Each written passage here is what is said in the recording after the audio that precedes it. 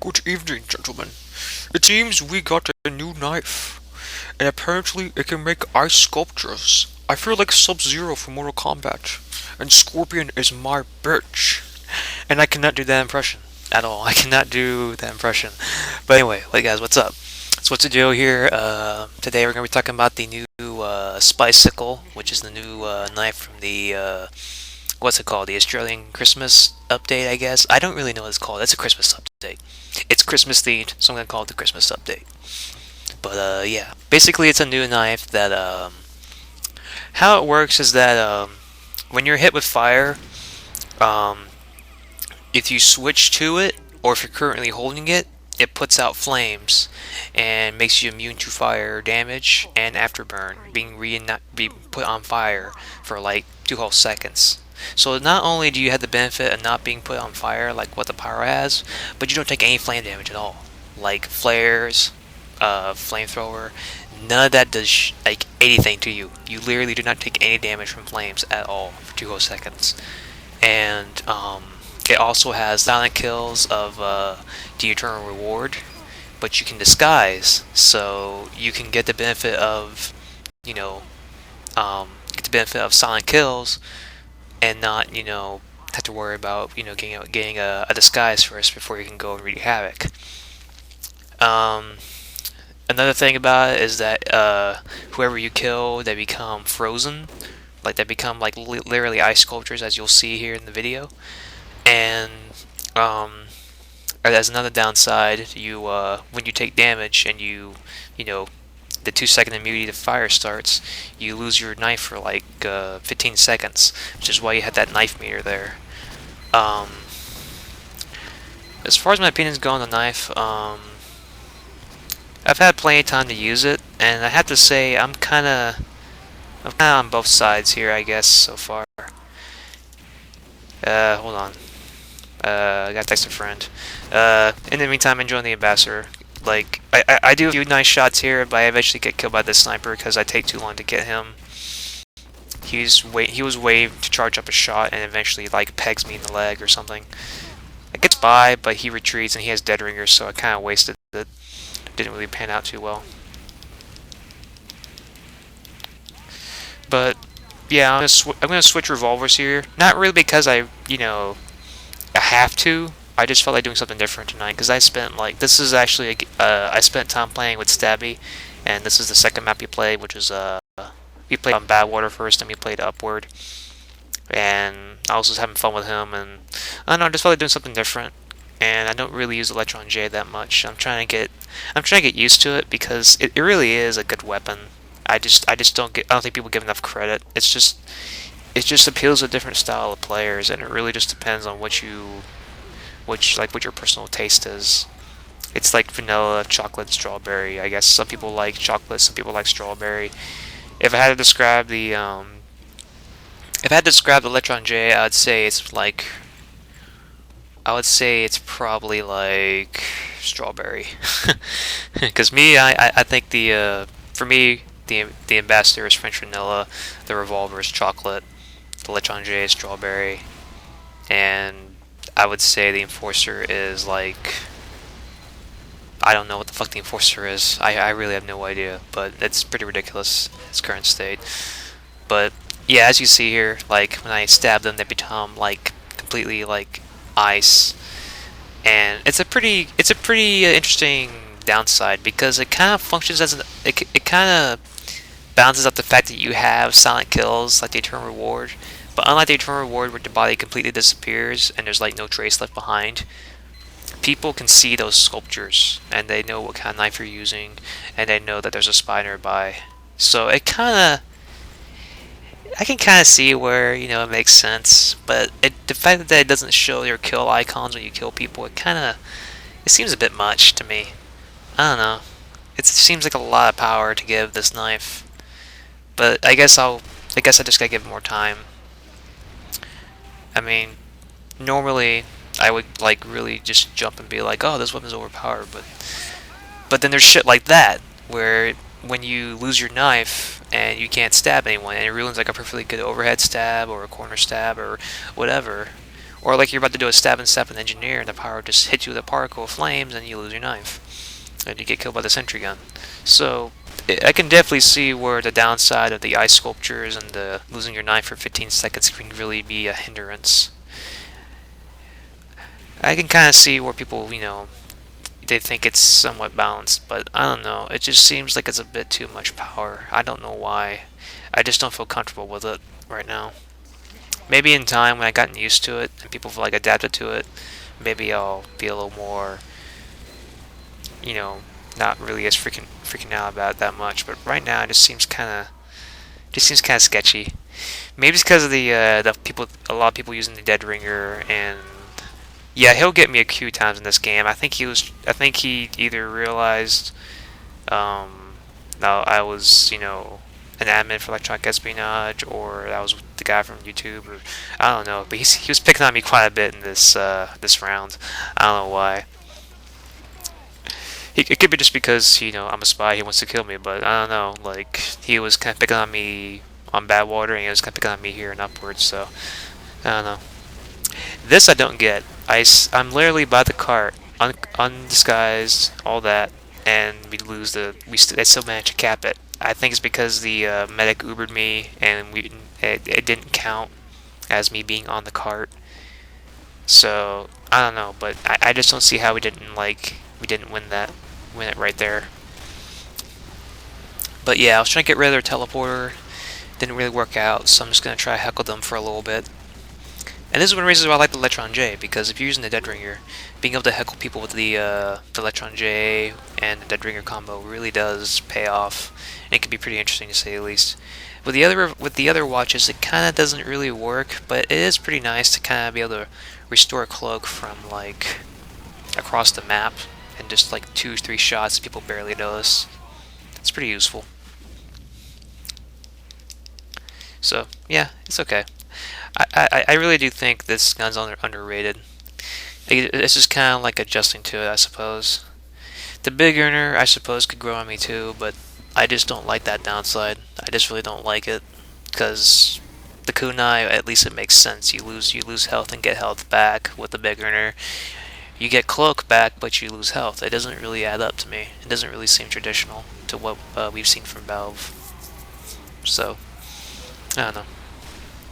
But yeah, in regards to the Spycicle, I basically just, I had like 2 other games lined up that I was going to do commentary on, but I felt this one was a pretty solid round. Spoiler alert, we lose, but a pretty good game. Like, there's a lot of really good demonstrations of what I can do with the Electron J and the Spycicle on this map. I think the large problem with the Spycicle right now is really more or less people just using the Spycicle plus Dead Ringer plus Enforcer combo. The Enforcer could use maybe a slight nerf where the damage reduction, goes down over time, or if you take damage while. Oh, here we go. That is ridiculous. I mean, they weren't gonna really turn around much anyway, but that's pretty freaking powerful right there. But yeah, the Dead Ringer might need a nerf where because like a large part of what the problem with the Dead Ringer is right now is that if people know you're if people know you're a spy, they got you lit up and on fire, and they can't do shit to you, then they get mad about it. That's like the only problem I heard about the Dead Ringer so far, is because people know you're a spy. And yeah, I don't know why he didn't hit me with the wrench. Maybe he was trying. Maybe he was, and he just missed to hit this dispenser instead. I don't know. But um, the problem people have with the Dead Ringer is that like they know you're a spy. They've uncovered you, but you can't die for like 6 whole seconds. And if the Dead Ringer gets nerfed anytime soon, there needs to be a way to counteract that. Like the damage reduction goes down over time gradually, or like if you take a hit while cloaked, you either the damage reduction goes down like that, like it goes down every time you get hit, or taking damage while cloaked reduce like takes away like a certain amount of cloak over like per hit, like 10% of your cloak per hit while cloaked. But I don't know. I just think that that's actually a pretty legit argument to be, pissed about the Dead Ringer, because that is kind of annoying when you're playing Pyro or Heavy or whatever, and you know where the spy is and you can't put him down for like 6 whole seconds.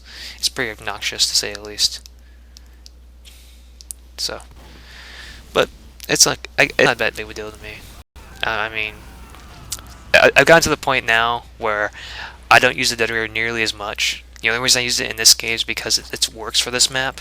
But most of the time, the Abyss Watch is better because you really are better off not being seen than being seen and trying to fake your death.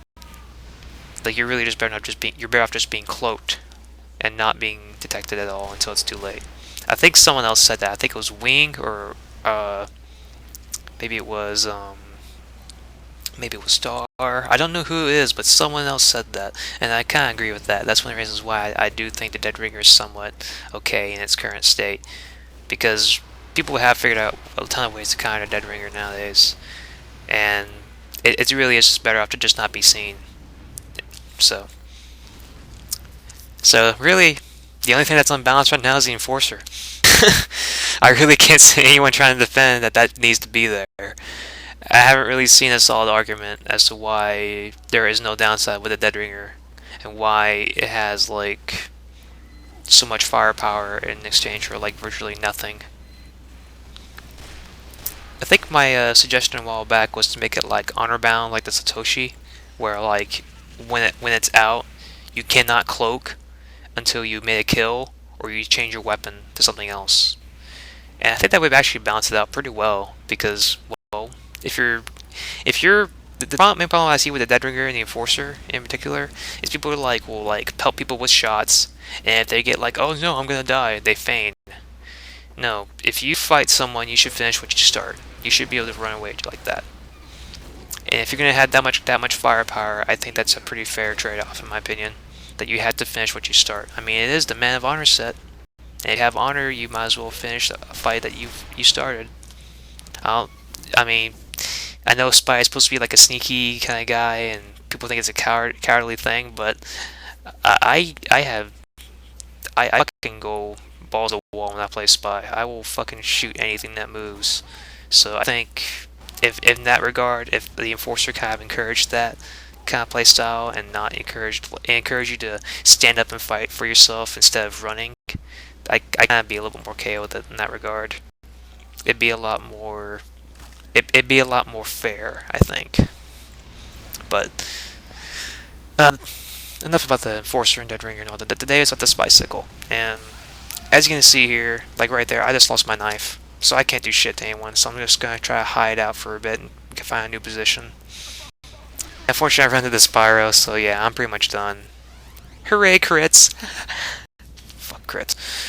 Anyway, so yeah, I'm stuck respawning again, and really, all I was trying to do that this entire time was just trying to keep the enemy team busy. But my teammates, for every reason, just couldn't seem to get a decent gun up. And you saw before, I had at least 3 engineers on my team, but they did not put the guns anywhere near where they needed to be. They didn't put me anywhere near the cart, and they didn't put me anywhere near like what's be protected. So it just like fucking blew my mind that we lost. I was really disappointed. But that's how it happens. There's always gonna be like half your team who's full of retard, absolute idiots, and half your team is like people who are either average or intelligent as hell, and are like ridiculously good at tactics. I like to play on team player gaming, in which case teams are always gonna be stacked. It's either gonna be the teams are either gonna be completely stacked or completely stalemate. There is no middle ground on DBG. It's either one way or the other. So, right here I use a little bit of crouch jumping to get to this little ledge. Keep that kind of stuff in mind when playing Spy, because if it saves you having to go all the way around just to get up there and get to that sniper, that saves you time. And time is everything as Spy.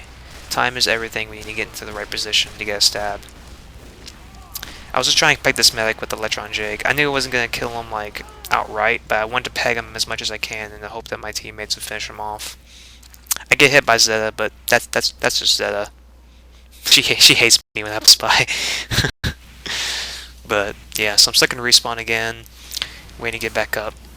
And like I said before, I'm just trying to heckle them, keep them busy. And here, we got a gun right here. I don't understand why we lose game. I really don't. I don't know what the hell happened. And yeah, you've seen the power running around that new flamethrower. As you can see, he is wrecking shop. And that's just ridiculous. It's pretty powerful. I've actually used it on Dustbowl. It's ridiculously powerful with an Uber.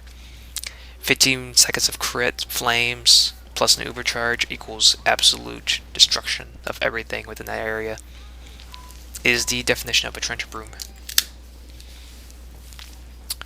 But yeah, so I found their sentry gun, their teleporter. I'm gonna get rid of those real quick. And because it's on kills, the pyro doesn't realize that I'm right behind him, so it's a nice little benefit. But unfortunately, James finds me again. uh, it's okay though. It happens. I'm not gonna lie to you. I die a lot of spy, but I make sure that my deaths are like it pays off somehow. I'm very much a high risk, high reward player. I don't really care if I die for the most part. I just care if my team wins. I'm essentially a kamikaze kind of guy. I actually do that a lot when I'm playing soldier or demo too. I'll like try to. I've gotten to the point where I'll actually sticky jump across the map to get to a sentry gun or something like that. And I get sandwiched in here. I can't go anywhere. I'm fucked. And this is about where the my team literally just kind of takes a brain fart and we lose it. And notice that there's no gun up and this heavy is like completely confused as to where he's going.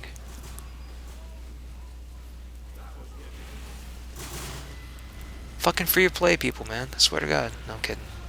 Not all free to play people are like that. It's just this one in particular player who's just completely retarded. Don't be a stereotype guy. But yeah, so I'm gonna get my stuff, get myself healed up and get my clock back up because I'm gonna visit spawn when it's like right there. Set the sentry gun, get rid of the sniper.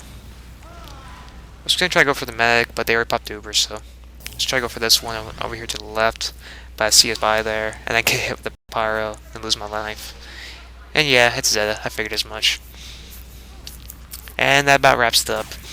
So yeah, I'm sorry you don't like spoilers, but yeah, we ended up losing. There wasn't really much I could do. I tried my best. You saw. So, but yeah, that's a Spycicle. If you haven't gotten it yet, get your hands on it. It's a good weapon. Uh, Give it time. People will adapt to it eventually, probably. For now, I'm just kind of iffy about it. But yeah, that's it. Later.